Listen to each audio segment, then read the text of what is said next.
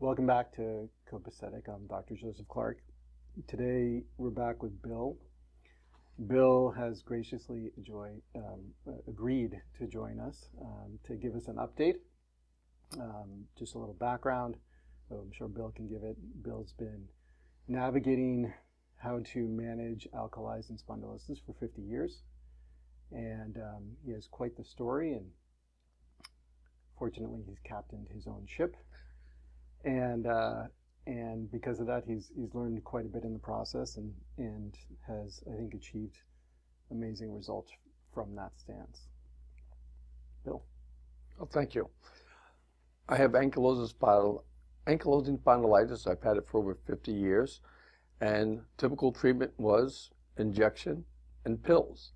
And when I first started coming here in last July, I was taking 1 injection and 2 pills for my ankylosing spondylitis. My pain level was about 11.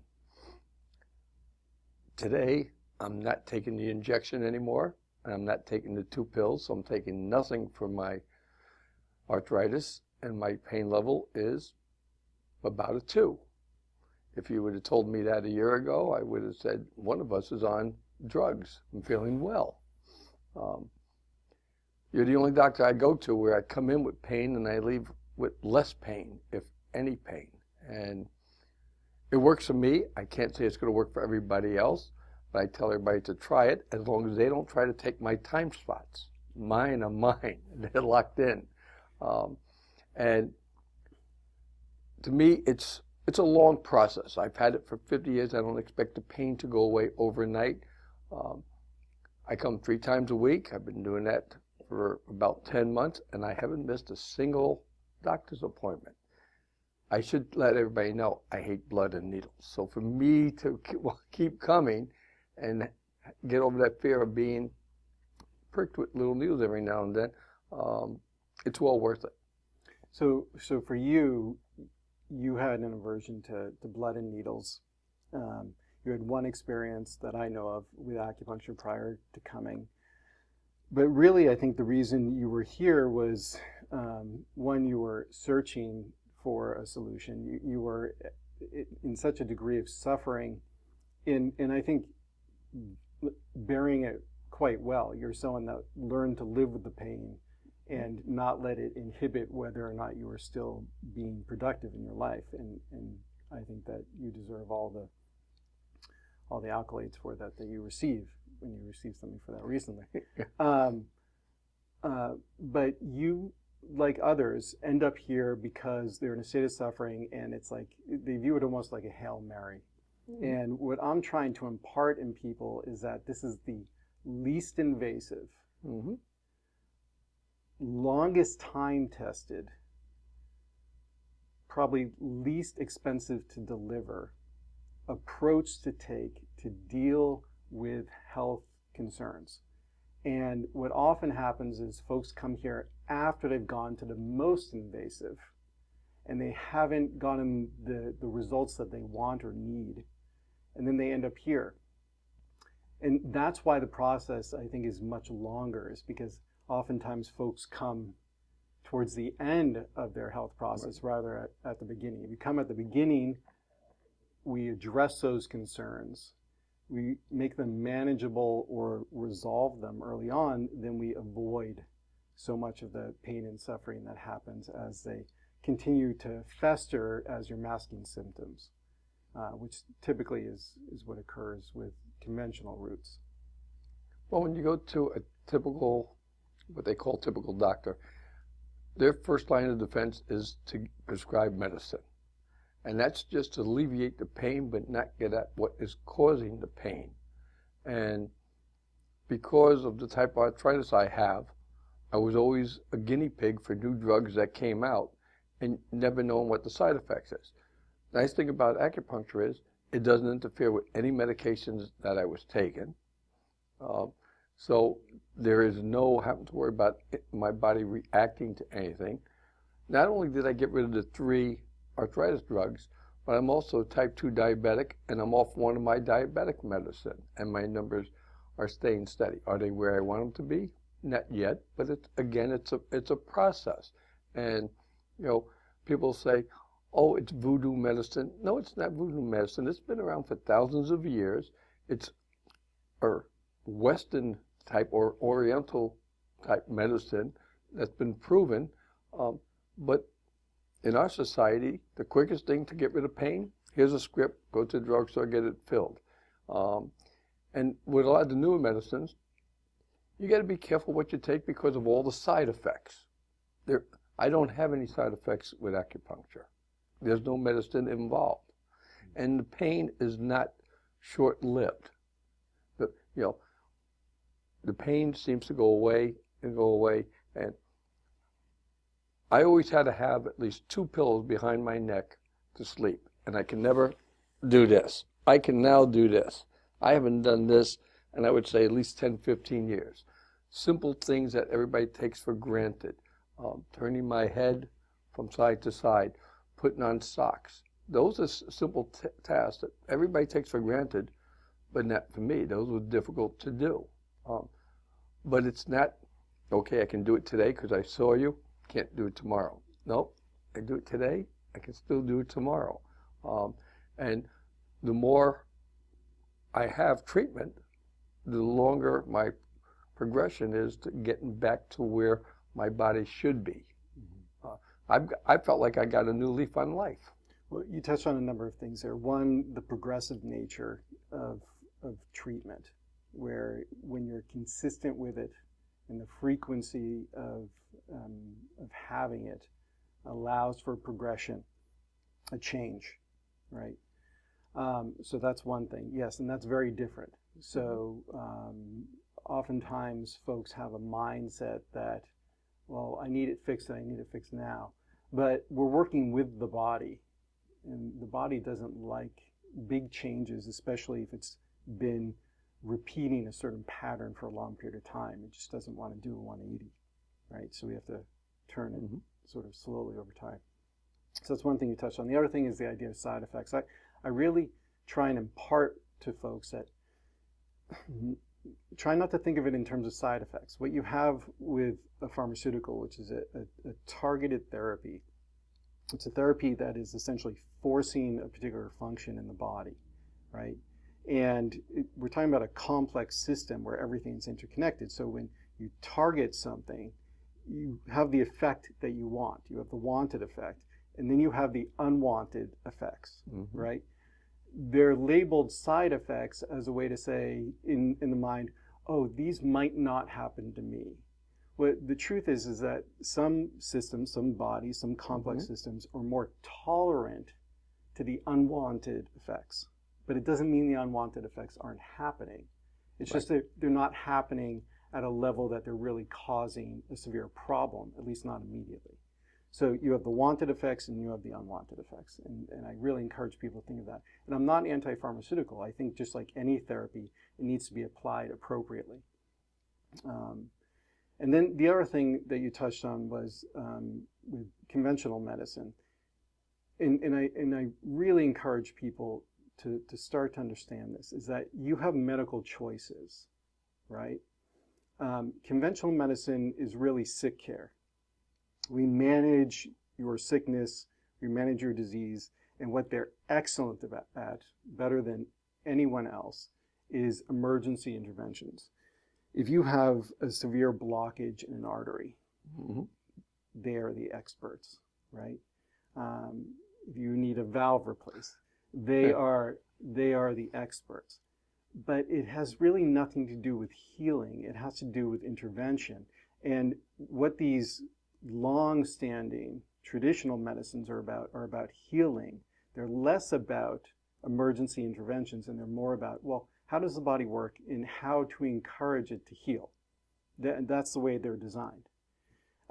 So we've been brought up, very much so, myself included, within the context of medicine being what conventional medicine has marketed to us. So lots of people are very quick to diagnose themselves.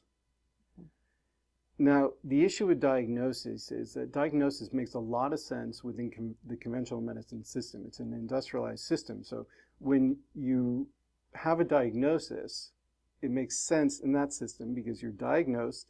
That triggers then reimbursement for whoever diagnosed it for their time from the insurance company or Medicare. And then that triggers an industrial therapy that coincides with it. Okay? But outside that box, the diagnosis is very, very unhelpful. I'll give an example. I have another fellow who's very healthy. He is a tennis pro, and he came to me and he had a diagnosis of an autoimmune condition that just sort of showed up. And he had this pain behind his shoulder. He went to his MD. The MD said, okay, well, I think you have this autoimmune condition. Let me put you on prednisone. He's now been on prednisone for over a year, and what has happened now is that his immune system has become severely dysregulated. And so every time he tries to taper off prednisone, he has extreme pain, right? And this is a great example of how really a diagnosis really hampers his ability to get better. If he had instead gone to somebody else and just treated the pain, right? Most likely the pain would have resolved fairly readily without some massive intervention. I'm not saying prednisone is bad. It just needs to be used appropriately, right? But now what happens is, as prednisone comes in, it dysregulates the immune system. The immune system's ability to decide, oh, should I generate an inflammatory response or should I not? That gets dysregulated, right? And it becomes lazy. It's, oh, the prednisone is telling me not to. And then as he tapers off the prednisone, all of a sudden the immune system doesn't know how to regulate and he becomes completely inflamed. And so his process of getting off the prednisone and resolving the situation is taking over a year now, where most likely if he had just come here, it would have taken 3 weeks. And it's a perfect example of just do the least invasive thing first. Now, if the least invasive thing doesn't work, start to then escalate your interventions, right? Or else you might get into trouble and then you're dealing with the fallout, right?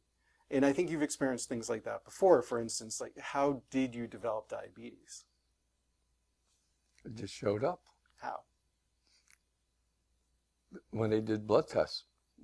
So wasn't it that there was a pharmaceutical intervention and then soon after that? No? They think some of the meds I was taking for my arthritis helped trigger that. Okay. So, one thing will trigger the other. For example, I was on an experimental drug for my type of arthritis for about a year that finally got approved a year ago. And can't point fingers because can't prove it. True. But while I was on the medicine, last year, out of the blue, my endocrinologist says, you have a heart murmur. Never had one before. Since then, I have a heart murmur, my heart skips a beat, and I now have a leaky valve. Other than that, people say, I have the body of a 40-year-old. Well, okay, that's a matter of opinion. But I didn't have it before I started the drug. I stopped the drug. My pain level went to a 12. I still have the murmur. My valve has gotten a little bit worse, only because of over time. And my heart still skips beats. So if I didn't take that medicine, would I have had any of this? In my opinion, yes. Why? When they come out with new drugs, they do test studies, but not long range. And there's always one person that's going to have more of a reaction to a drug than another. And people are going to be hearing this and they're going to say, okay, this is all fine and good, but why should we go to Dr. Clark? You need to go to Dr. Clark for a couple reasons. One, his bedside manners are great. You're not a number. You're a person with him. Second, knowledge. I haven't found anybody that has that much knowledge about the body and how different things work. And he doesn't criticize me taking this drug or that drug. They co-work together. And it's more like going to a counselor, let alone a doctor. Everything, he hits it out of the park as far as personality, careness, and knowledge. And that makes you different than any.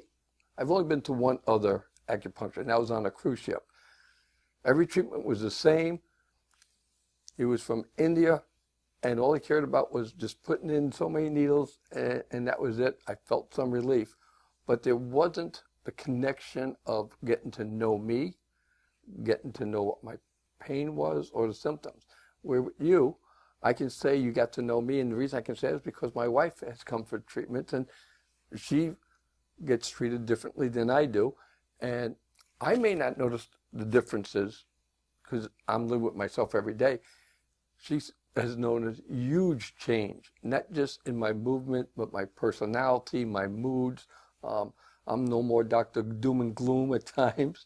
And, you know, I look, everything, my philosophy is everything is baby steps. You can't expect to go from here to there in one step, one jump. That's not realistic, at least for me. I go from here to here to here to here to there, and I'll get there. It may take time, but I will get there. I also make sure my goals are realistic. I don't expect to become an astronaut overnight. Don't expect to become one anyway. But, you know, people hearing this, and they say, okay, he gives a lot of technical terminology, and he's praising him and everything, but why Dr. Clark? Why? Because I don't think they're going to find someone that has better people skills, better knowledge, and listens. When you go to a doctor, it has to be a two-way street. They can talk, but they also need to listen. And with most doctors, okay, Bill, your insurance time is up. See you in 3 months. It's my body. I know how it's reacting. I know how it's feeling. You need to listen to what I'm telling you, how my body's doing. And I can't say my other doctors, for the most part, do that. Well, unfortunately, that's the nature of the industrialized system. Yep. But when you understand it as a complex system, the body as a complex system, you realize that no two people have the exact same pattern. Correct. And not only that, but every time you change the conditions, so when you have an acupuncture treatment, you're actually changing the conditions, right? You're changing the way the nervous system is interacting with itself and with the brain and with the body. So you're changing the conditions. And every time you come in, I need to know what those changes are. Yep. Because I need to meet the body where it's at today, not where it was at yesterday, and certainly not where it was at 10 months ago, right? Because we're meeting, and then we're moving forward to the next step, right? And sometimes, you know, you had a regression, what was that, like 6 weeks ago? Something like that? It was about 6 weeks ago where my pain flared up. Not as severe as it's done in the past. That was a step backwards, but we've overcome it. It's, you know, it means, okay, the process is going to take a little, but we knew that may happen. It wasn't like, oh, wow, this happened, we didn't see it coming. Mm-hmm. We talked about it. We knew there may be time where 2 steps back, 1 step forward. Okay. You got to be realistic in what the treatment is going to be. If someone thinks they're going to walk in the door with pain and walk out and be pain-free for the rest of their life, really, it takes time. Just like getting a driver's license. You don't just get in, turn the key, and you automatically get a license. You need to know how to look at the turn signal, how to pull out, how to park. I don't think they do parallel parking anymore, but you know, it's a process. Well, there's a reorientation that takes place. Mm-hmm. So, for instance, I think you think about your body differently now today than you did 10 months ago. Am I correct on that? That's correct. And could you give examples of how you think about it differently? Well, now I know, just because I'm not in as much pain or a lot less pain, don't go to the extreme and think you're Superman and you can fly and do that. I now know, okay. You still do those things. Well, in a way. But I know that, okay, know your limits, be gentle about it, and if you get to a point where you feel a little bit of soreness, stop. What I try to explain to people is pain and soreness are not the same to me. Pain is something that's constantly there, stabbing at you like a sharp knife, all that. I have very little of that. Do I have soreness? Yes. But then I work, and the more I move around, the more it loosens up the body, the more, and when I come here for treatment, the soreness gets lesser and lesser. And I can now do more things than before. Like I said, I used to sleep with 2 pillows. Now I'm sleeping with no pillows. I couldn't reach behind my head. If I wanted to fluff up a pillow, I'd have to get out of bed, fluff it up, try to find a position and go back. Not anymore. I can get out of bed easier. I can, maneuver easier. And some things, there's a lot of little things that people take for granted that I don't, because I haven't been able to do them for a long time. Then now I can do them, and I say, wow. Simple things, like wearing socks, I usually like to wear a lot of button shirts because it's easier. Before, pullover shirts were not a thing to do. I wear a lot more t-shirts now. Why? Because they have catchy phrases on them too. But a lot of little things, and I have a wife that keeps saying, "You're sure you want to do that?" I go, "Yes, I know where my limits are." You need to understand and realize and recognize and honor your own body. Your body will tell you, slow down or stop. When you ignore that, you're asking for trouble. And I now can do things, and I can enjoy being around my grandkids more than before, because I can do certain things with them where I couldn't do before, games or whatever. My energy level is better. Downside, I get tired sometimes in the afternoon, but that's my meds more than anything else. My eating habits, I think, a little better. That's only because you don't like plastic, so I try to stay away from the plastic. But it's acupuncture is only one part of the puzzle. You have to bring in the other parts, which is exercise. I'm not a big fanatic about exercise. I do walk. I walk the dog. I walk around the block in my development. I do water aerobics every now and then. And don't go crazy on your diet. I'm a sugar diabetic, type 2. If I tell you I'm having this for dinner, I can already see your frowns and everything. And he says, okay, because food can trigger onset of pain.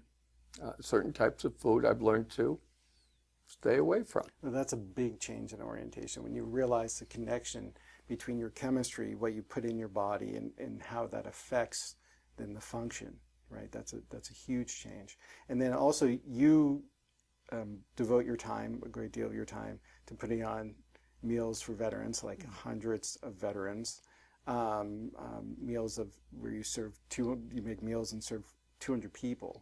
And before we started, you were doing that. What was your day like after you did that amount of work? Very sore. Very sore. Extremely sore, yeah. And then what is your day like now after you do that? Not much soreness. Yeah. Big difference. So not much difference between big difference between now and then, yes. Then I was sore. But not much difference between doing that work No. and after doing that work. If anything, just a little tired. Yeah. Why? Because I push myself, and I know it. But I also say, no pain, no gain.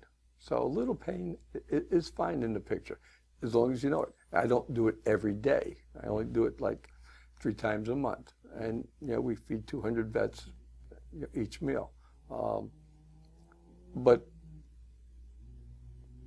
people seem to know I tend to smile more now than before.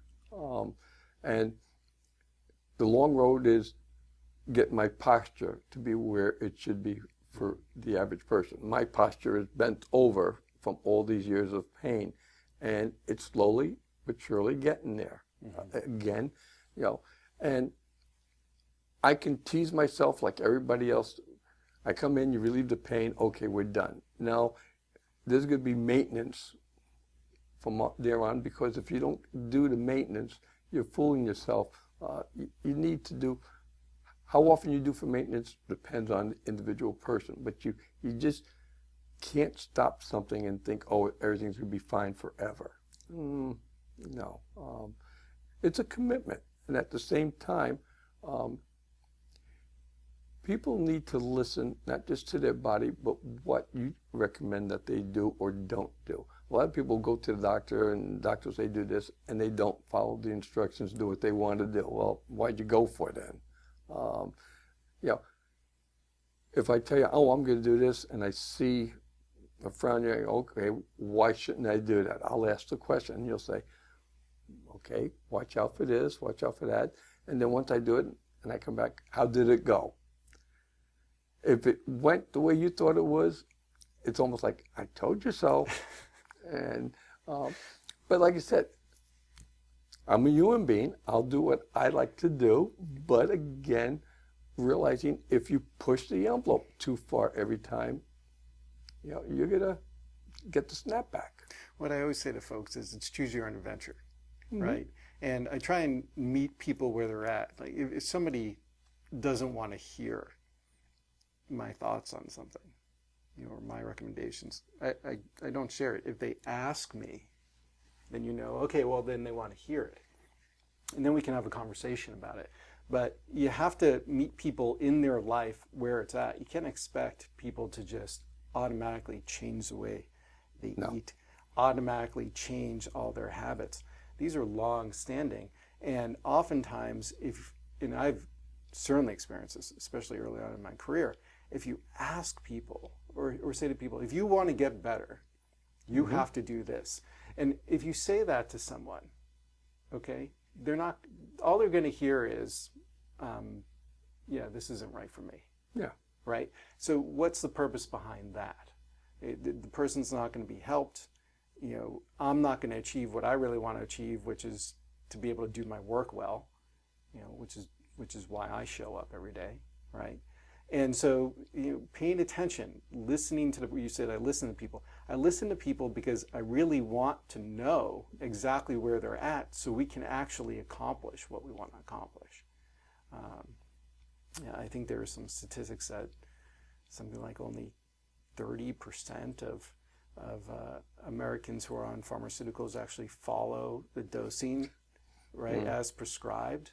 Well, it's hard for people to make changes in their life. They've had stressors and responsibilities, and they've reacted or responded to those and developed habits over time, and it takes some time to develop new habits. And one thing that I also really encourage people to understand is, to a large degree, and it varies to the degree, but to a large degree, the habits that you've been doing have led to the condition that you're in now. Right. So we actually have to address those habits because they're reinforcing that condition. And then the question becomes, well, how do I change habits? Well, you can, you know, go to Barnes and Noble, you can get a book on that, right? But how many books do people read and it still doesn't change it?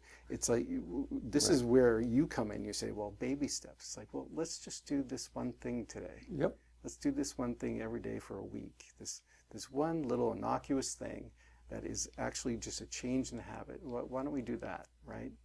And then you have big things that develop. Like, it's a big deal to not be able to sleep with a pillow, right? Especially for you. For me, it is. You know, most people would lay there and toss and turn all night, but now all of a sudden, that's a huge change. That's affecting your body's posture for, I don't know how many hours you sleep, maybe 8 hours a day. 6. 6 hours a day. That's all I need. Yeah, but that's significant. Yeah. Well, it's also significant is I always slept on this side. I can now sleep on my back, or I can sleep on my other side. Couldn't do that before. That make a difference to me before. Why? Because as long as I can sleep on one side, I was fine. Now, I can sleep on my back. It doesn't bother me. I can lay almost flat, which is huge because people say, oh, what does that mean? Well, try to do the dead man's float. I couldn't because I couldn't lay flat. I probably, when I go up to see the grandkids or something, I might try to see if I can't stretch out almost flat and do the float. That I haven't been able to do that in 50 years. I go, wow. To some people, big deal. Well, it is a big deal. But people also need to understand, if they're coming to a chiropractor, or especially you for the first time, don't expect what you get with any other doctor. Most doctors, you're in the waiting room, and you wait 10, 15 minutes before the doctor comes in because the nurse has to take your blood pressure and your pulse and everything. And the doctor will maybe spend 5 minutes with you asking you questions. No, they don't realize you spend more than 5 minutes talking to the person to get to know them, what's going on and everything like that. Like I said, it's almost more like a counseling session, not just treatment. You have to know, and the reason you ask all the questions, well, what have you done in the last few days, or what have you eaten and stuff like that. You got to know what they're doing, how their body is, and how it's reacting, so you know what to treat and how to treat it. Now, like I said before, hate blood, hate needles. I no longer fringe and every time you poke me. I tease you and saying, oh, I got 50. They're only 18. I do that as of jest, but and my other big joke is, you poke me so many times, I have a feeling next time I take water, it's all going to spurt out. No, it doesn't spurt out. And how I can say it is, I'm on blunt thinners, and I just nicked this the other day, and it's taking a long. There is no bleeding or anything from the needles. They don't go down that far. And my fear of needles, I wouldn't say it's completely gone, but it's a lot less. I don't, you know it too. I don't fringe it much. I still close my eyes. I still joke about it. And I joke about it. But people need to just try it, relax, come in with an open mind. If you're going to come in and say, okay, they're doing themselves this favor, just be open about it, try it. It may work for you, it may not. For me, I wish I would have met you 50 years ago, because I wouldn't have gone through all of the pain and limitations that I've had. And people look at me and they'll say, oh, he looks fine, there's nothing wrong with him. Don't judge a book by its cover. You need to read the book. I may look fine to you that moment, but you don't know the pain I've been in or are in. Getting in out of a car was a hassle. Not anymore. Turning my head, I had to turn my body to see the side view mirror. Not anymore. Those are small things to most people, not to me. What my gains are my gains. What someone else's gains are different. But like I said, I'm looking for baby steps, and sometimes I'm saying, okay, we're here, we're going to go here, but after the session, I'm here instead. They go, wow, okay, 2 steps. I like it. And again, it's keep everything in moderation, and don't go crazy when you go from here to here. Say, oh, wow, guess what? Now I can do this. No, your body has a way of smacking you back and say, hello, I'm here. The body likes an excuse to revert back to the way it was functioning. And so we haven't gotten there. Try and not give it that excuse. Right? Yeah. Well, thank you, Bill. Well, thank you. I appreciate you sharing, and I look forward to our last, session where we go over things, and maybe you sit there and say, well, my pain level's a 0, and it's been a 0 now for, let's say 3 months. I think we can get there. Oh, I'm hoping to get there. Thank you. Thank you.